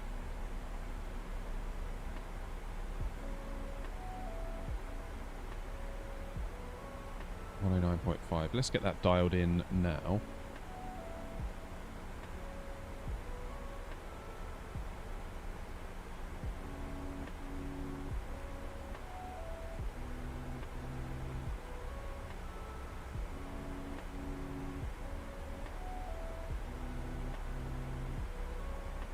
Yeah, I would definitely be inclined to agree, Brian. It's at 1006, wasn't it? I'm gonna have to double check now. Now I've doubted myself. Information, weather, 1006. Yes.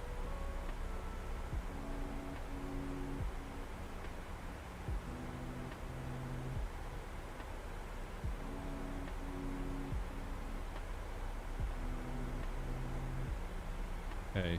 Gonna need some speed brakes, I think, because we've got a bit of a steep one to come up now. We need to maintain our speed.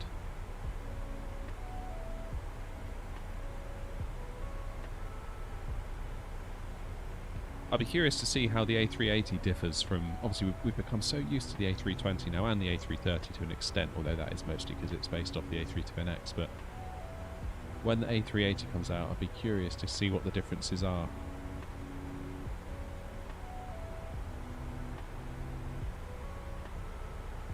I mean, from a piloting point of view, you'd think it would be very similar. I can't see much of a need to change all that much.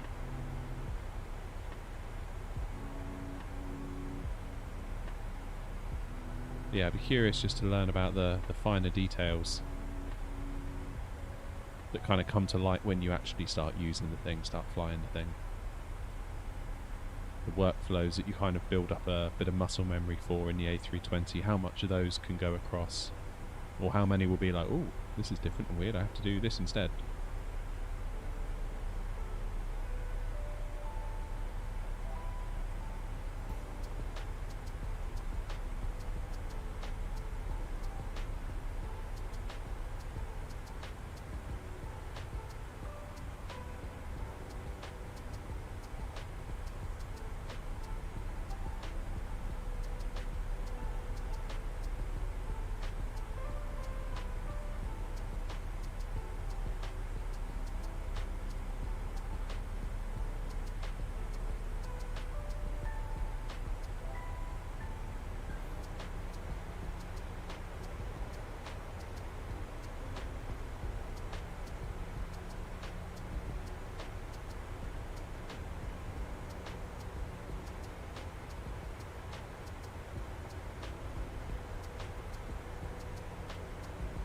Alright, Biggin Hill is coming up. 10,000 feet is coming up. This is where we start to get a little bit busier now.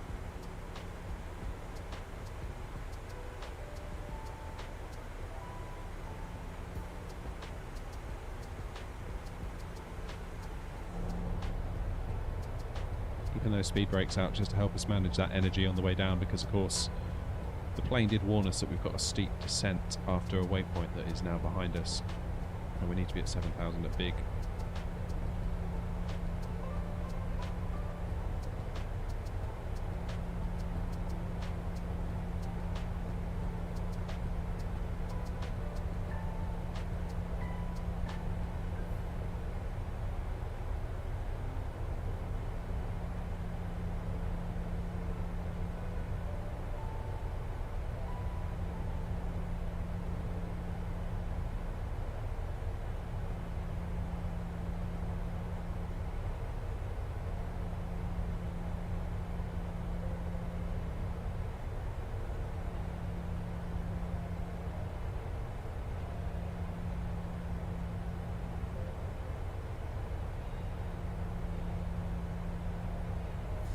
Inches in 2 hours, wow.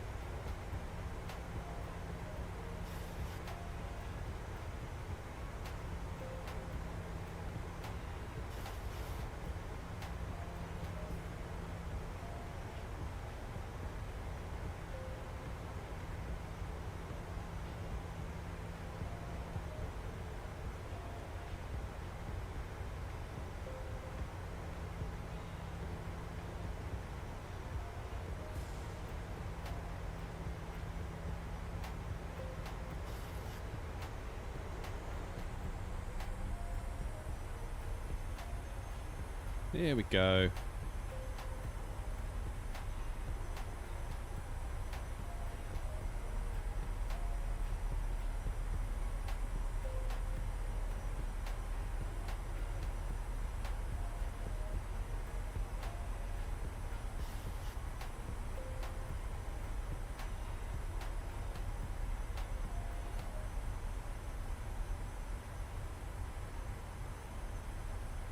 There's a very real chance, guys, that my phone is going to go like in 2 minutes and I'm going to have to take the call because it's very important, which is not ideal. May have to do an auto land.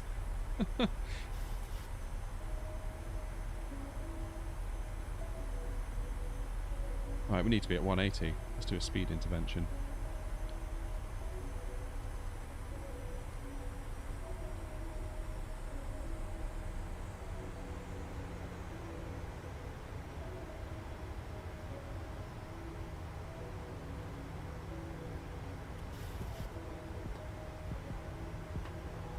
That is the trim wheel. So in autopilot, it kind of auto trims. What's it they call? Is it they call them like the knee bangers or the knee whackers or something like that? Yeah, there we go, like that. Obviously, you can catch your knee on them as they spin.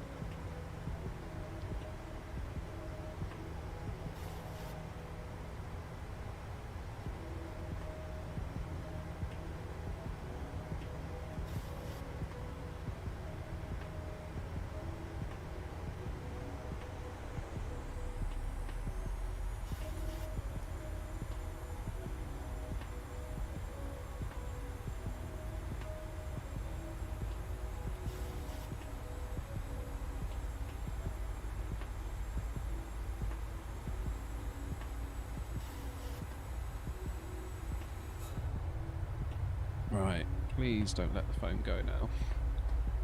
Coming in on final, like a very important phone call would not be great. I feel like I'm slightly distracted by it as well. I keep looking at my phone.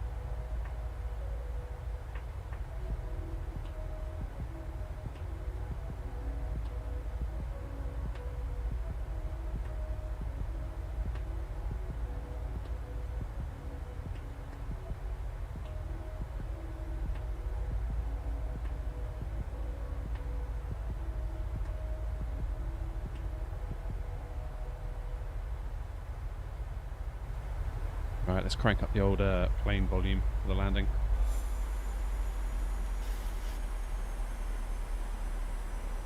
So we're still on profile, that's good.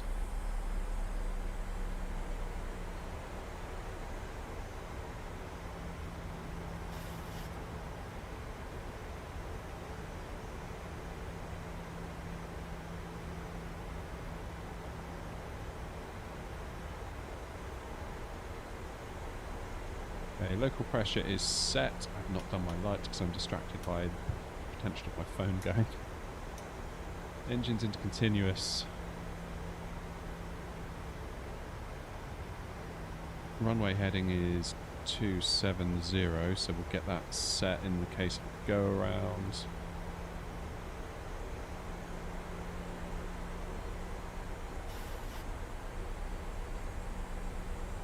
And we cannot see a damn thing. But hopefully that'll change very, very, very quickly. It did say it was overcast at 4,400, so that is in line with what we were expecting. And then broken cloud beneath it.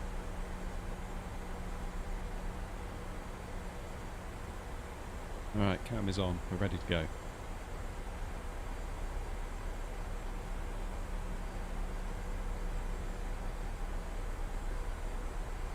Let's do auto brakes 2, because Heathrow, we've got loads of room.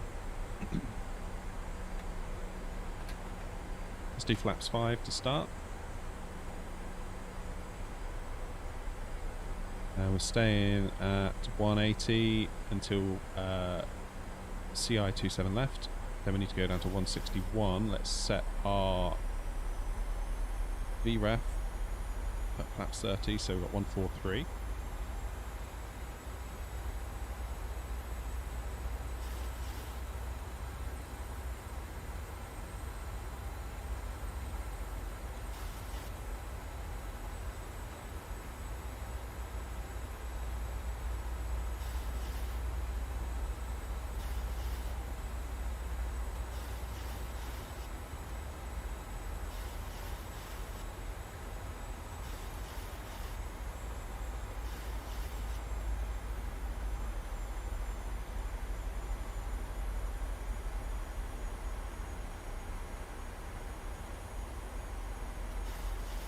Right, here we go.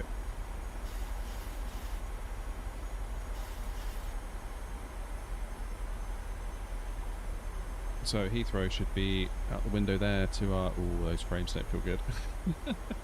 Heathrow should be out this way. Probably hidden by the window pillar.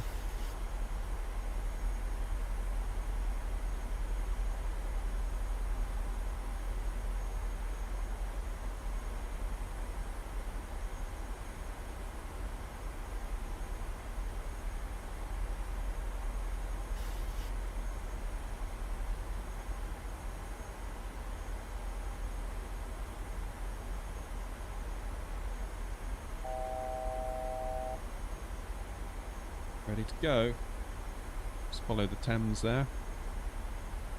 Can we see out the side? Can we see much? Yeah, we can. St Paul's.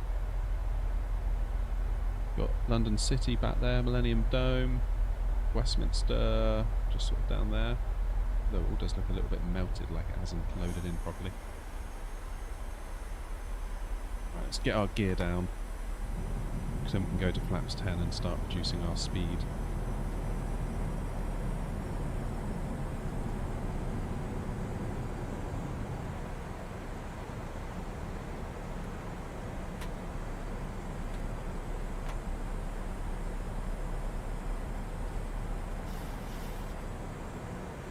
There we go.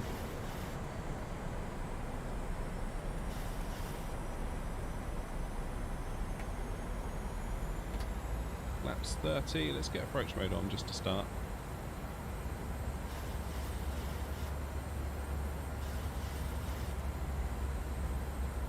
Indy, nice to see you. Perfect timing as well.